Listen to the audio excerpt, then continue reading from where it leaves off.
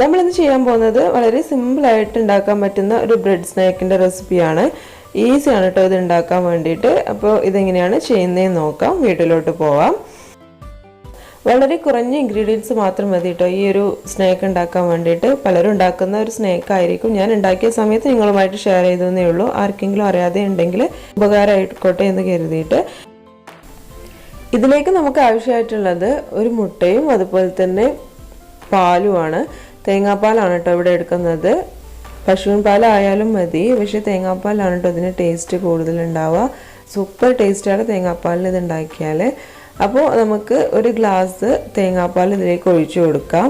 കുറച്ച് കട്ടി കുറവാണ് കേട്ടോ ഞാൻ എടുത്തിട്ടുള്ള പാല്. അപ്പോൾ നിങ്ങൾ പാലെടുക്കുന്ന സമയത്ത് നല്ല കട്ടിയുള്ള പാൽ തന്നെ എടുക്കാൻ വേണ്ടിയിട്ട് ശ്രദ്ധിക്കുക. കട്ടിയുള്ള പാലാവുമ്പോഴാണ് കേട്ടോ ഇതിന് നല്ല ടേസ്റ്റ് ഉണ്ടാവുക. എന്നിട്ട് നമുക്ക് ഇത് രണ്ടും കൂടെ നന്നായിട്ടൊന്ന് മിക്സിയിലിട്ട് അടിച്ചെടുക്കണം.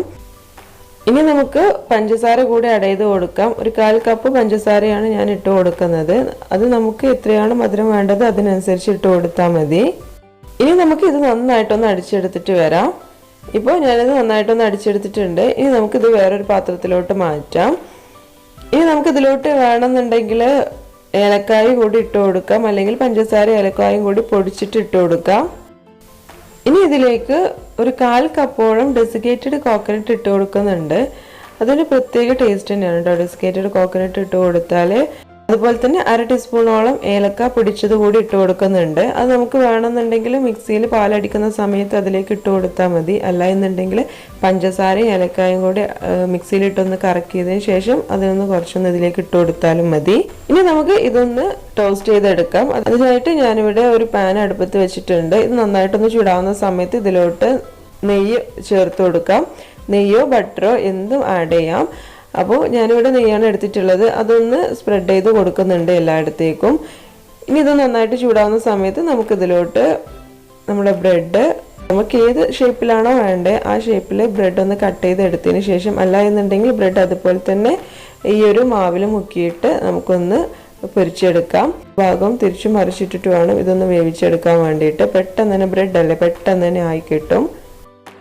ഞാനിവിടെ ബ്രെഡ് കട്ട് ചെയ്യാതെയും ട്രയാങ്കിൾ ഷേപ്പിൽ കട്ട് ചെയ്തിട്ടും പൊരിച്ചെടുക്കുന്നുണ്ട്. അപ്പോൾ ഏത് രീതിയിലാണോ നിങ്ങൾക്ക് വേണ്ടത് അതുപോലെ തന്നെ ചെയ്തെടുക്കാം. പിന്നെ ഡെസിക്കേറ്റഡ് കോക്കനട്ട് ഇട്ട് കൊടുക്കുന്ന സമയത്ത് ശ്രദ്ധിക്കേണ്ട കാര്യം എന്താണെന്ന് വെച്ചാൽ അത് നമ്മൾ പാലിലോട്ട് ഇട്ട് കൊടുത്താൽ അത് താഴ്ന്നു പോവും. അപ്പോൾ നമ്മൾ ഓരോ ബ്രെഡ് പീസസ് ഇട്ട് കൊടുത്തിട്ട് നമ്മൾ മാവിൽ മുക്കിയെടുക്കുമ്പോഴും നന്നായിട്ടൊന്ന് ഇളക്കിയിട്ട് വേണം മുക്കിയെടുക്കാൻ വേണ്ടിയിട്ട്. അല്ല എന്നുണ്ടെങ്കിൽ ഡെസിക്കേറ്റഡ് കോക്കനട്ട് അടിയിലായിട്ട് പോവും.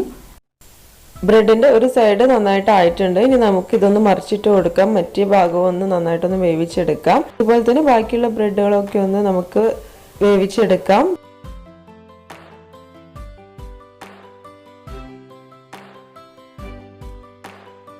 അങ്ങനെ നമ്മുടെ ബ്രെഡ് ഇവിടെ റെഡി ആയിട്ടുണ്ട് കേട്ടോ. നമുക്കിനി ഇത് വേറൊരു പാത്രത്തിലോട്ട് മാറ്റാം.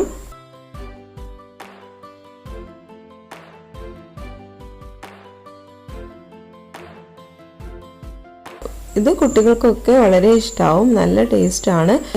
തേങ്ങാപ്പാലാണല്ലോ നമ്മൾ യൂസ് ചെയ്യുന്നത്. അതുകൊണ്ട് തന്നെ ആ ഒരു ടേസ്റ്റ് വേറെ തന്നെയാണ്. നല്ല സൂപ്പർ ടേസ്റ്റാണ്. അപ്പോൾ എല്ലാവരും ഇതൊന്ന് ട്രൈ ചെയ്ത് നോക്കുക. ട്രൈ ചെയ്യുന്ന സമയത്ത് നിങ്ങളുടെ ഫീഡ്ബാക്കുകളൊക്കെ അറിയിക്കുക കേട്ടോ. അതുപോലെ തന്നെ നമ്മുടെ ചാനൽ മറക്കാതെ സബ്സ്ക്രൈബ് ചെയ്യുക, ലൈക്ക് ചെയ്യുക, ഷെയർ ചെയ്യുക. അപ്പോൾ നമ്മുടെ പ്രീവിയസ് വീഡിയോസ് ഒന്നും കണ്ടിട്ടില്ല എന്നുണ്ടെങ്കിൽ അതുകൂടി ഒന്ന് കണ്ടു നോക്കുക കേട്ടോ. അപ്പോൾ നമുക്ക് പുതിയ റെസിപ്പിയുമായിട്ട് വീണ്ടും കാണാം.